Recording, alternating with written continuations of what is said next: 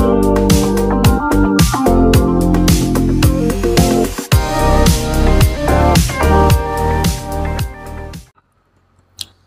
semua, salam sejahtera Malaysia. Selamat datang ke channel Fels Lifestyle. Tuan-tuan dan puan yang amat dihormati sekalian, debaran pilihan raya negeri yang bakal diadakan di 6 buah negeri pada 12 Ogos semakin terasa semakin hangat hari demi hari. Ada saja kejutan-kejutan kita dengar setiap hari. Hari ini saudara-saudara, selain daripada laporan-laporan polis yang kita dengar berkaitan dengan penyokong yang mencabut bendera dan mengoyakkan bendera, poster dan sebagainya. Hari ini ada satu kejutan buruk untuk Bersatu dan Perikatan Nasional. Dan sudah pasti ini akan diterima, kejutan ini akan diterima oleh Muhyiddin Yassin selaku Presiden Bersatu. Di mana dalam sebuah artikel mengesahkan lebih 600 ahli Bersatu Rantau Abang keluar parti. Wow, menjadi persoalan kenapa sampai jumlah yang banyak begini. 600 ahli Bersatu Rantau Abang keluar parti. Dan kemana mereka? Menurut artikel ini dari H Metro ataupun My Metro, lebih 600 ahli Bersatu Rantau Abang keluar parti, dan yang mengejutkan, kembali kepada UMNO.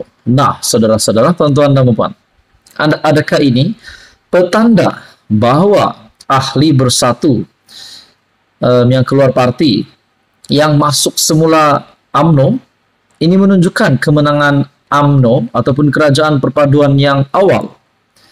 Dalam artikel ini, lebih 600 ahli Bersatu di kawasan DUN Rantau Abang mengumumkan keluar parti dan menyertai UMNO hari ini.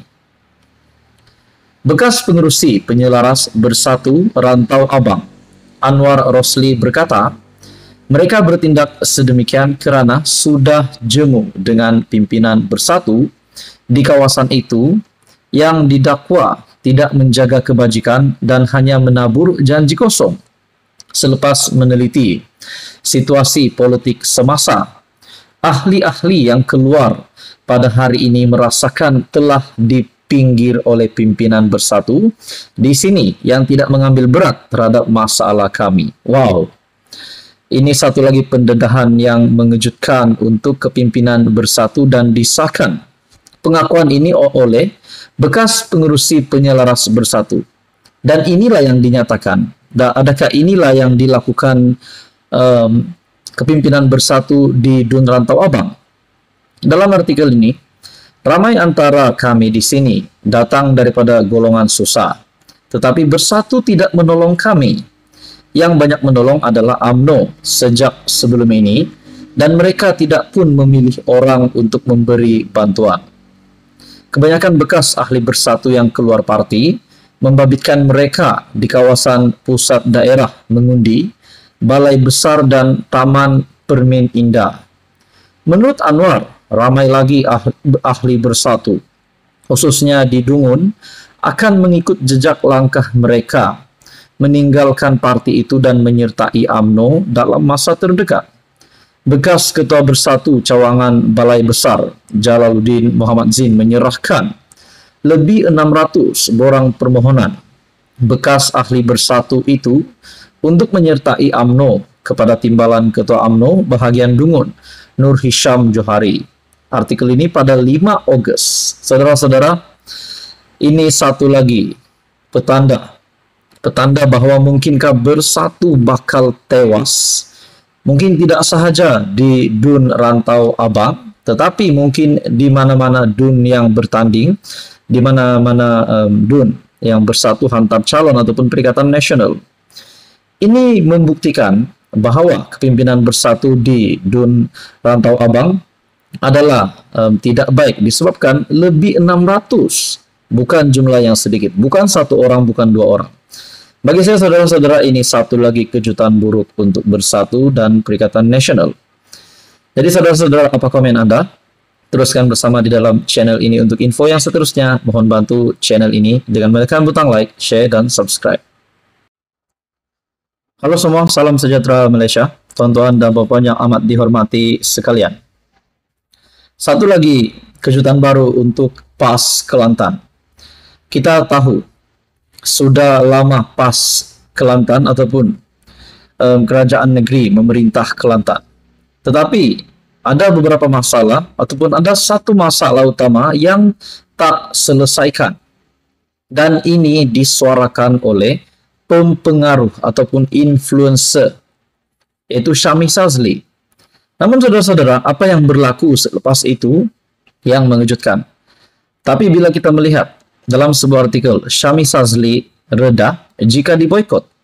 Tetapi kenapa nak boikot Syamie Shazli kalau apa yang dinyatakan Syamie Shazli itu adalah benar? Selepas penjelasan mengenai salah faham terhadap perkongsian hantaran isterinya, isteri Syamie Shazli, yaitu Nisa, berkaitan isu air yang membelenggu seorang pengusaha kek di Kelantan, pempengaruh media sosial Syamie Shazli sekali lagi memberikan reaksi berhubung satu kenyataan yang mahu memboikot perniagaannya. Syamie yang berumur 28 tahun berkata, beliau dan isteri Anissa Faizul reda sekiranya diboikot susulan menyuarakan isu berkenaan. Tambahnya, beliau bersyukur dan berterima kasih jika masih ada sebilangan peminat yang menyokong serta bersamanya ketika ini.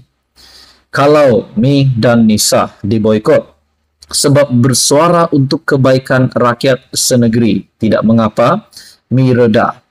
Saudara-saudara, saya secara pribadi, saya menyokong, saya tetap menjadi fans kepada Syamie Shazli. Siapa tidak kenal Syamie Shazli kan? Banyak movie-movie pendek ataupun drama spontan yang memang menghiburkan. Tetapi takkanlah disebabkan apa yang dinyatakan Syamie Shazli itu berkaitan dengan komen ataupun mereka bersuara disebabkan untuk kebaikan rakyat senegeri. Bukankah itu satu benda yang baik? Ini untuk membangunkan negeri yang ditadbir oleh kerajaan negeri. Saudara-saudara, tuan-tuan dan puan-puan, dalam artikel ini pada Sabtu, Syamie menerusi satu hantaran video di platform sama tampil menjelaskan tentang luahan isterinya mengenai masalah air yang tidak berkesudahan di Kelantan walaupun sudah lebih 30 tahun kerajaan negeri sedia ada mentadbir. Bagaimanapun, Syamie berkata istrinya bersuara bukan bermaksud untuk meminta kerajaan negeri ditukar. Sebelum itu, Anissa menerima banyak kecaman dan kritikan daripada netizen selepas meluahkan mengenai masalah air tersebut di Facebook pada Jumaat. Saudara-saudara, saya secara pribadi menyokong tindakan sesiapa sahaja yang menyuarakan isu supaya ini bakal diperbaiki untuk masa depan negeri dan juga rakyat-rakyat di dalam negeri. Tidak kisahlah di Kelantan kah di mana-mana.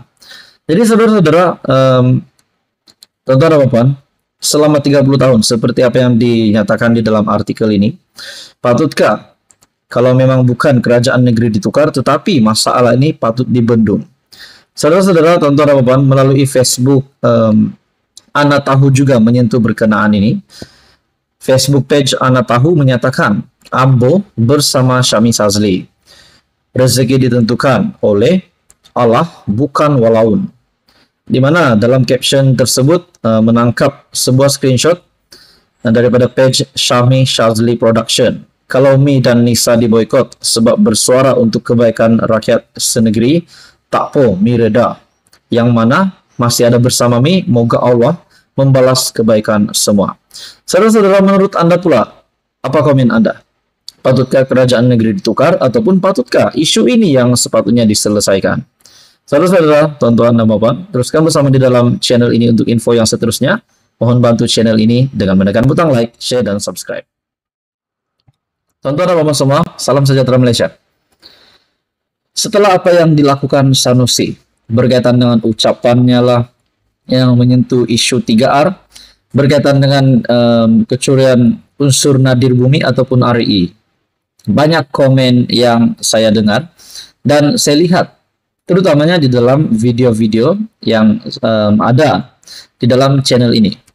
Terdapat satu komen yang amat mengejutkan. Dan sudah pasti kita membuat spekulasi. Akta hasutan, yaitu yang telah Sanusi terima pertuduhan di mahkamah. Dua pertuduhan ini, dan ini adalah akta hasutan. Persoalannya, adakah Sanusi masih mempunyai harapan untuk menang? Walaupun kita tahu apa yang telah dilakukan Sanusi itu amat serius. Jadi saudara-saudara, pertanyaan demi pertanyaan, persoalan demi persoalan. Adakah Sanusi akan dipenjara? Adakah Sanusi akan ditangkap? Dan kalau dipenjara berapa tahun? Dalam sebuah komen di dalam channel ini, dalam sebuah video di dalam channel ini, komen dari rakyat Malaysia ataupun netizen, mungkin subscriber dari channel ini, 10 tahun penjara kerana sakau hasil bumi negara. Negara hilang cukai. PN Best sakau. Kes kedua menghina raja-raja dan agung. Buang keluar negara selepas jalani hukuman penjara. Wow, ini satu komen yang amat pedas. Dan ini satu berita buruk lagi untuk Sanusi. Mungkinkah penyokong PAS dan PM semakin berkurangan setelah apa yang dilakukan Sanusi? Dan komen yang kedua pula dari orang yang berbeza. Menteri Besar salah guna kuasa, tangkap heret ke mahkamah untuk tindakan undang-undang. Kalaulah dua komen dari subscriber daripada channel ini, apapun saya mengucapkan terima kasih kerana telah membuat komen di dalam channel ini. Andai kata kedua-dua apa yang dinyatakan mereka, yaitu yang pertama 10 tahun penjara dan yang kedua tangkap heret ke mahkamah untuk tindakan undang-undang. MB salah guna kuasa. Kalau ini dapat dibuktikan ataupun ini bakal terjadi, habislah karier Sanusi sebagai Menteri Besar Kedah, sebagai ahli politik, sebagai pemimpin PAS PM. Di dalam komen ini, 10 tahun penjara kerana sakau dan MB salah guna kuasa. Saudara-saudara, menurut Anda apa komen Anda? Teruskan bersama di dalam channel ini untuk info yang seterusnya.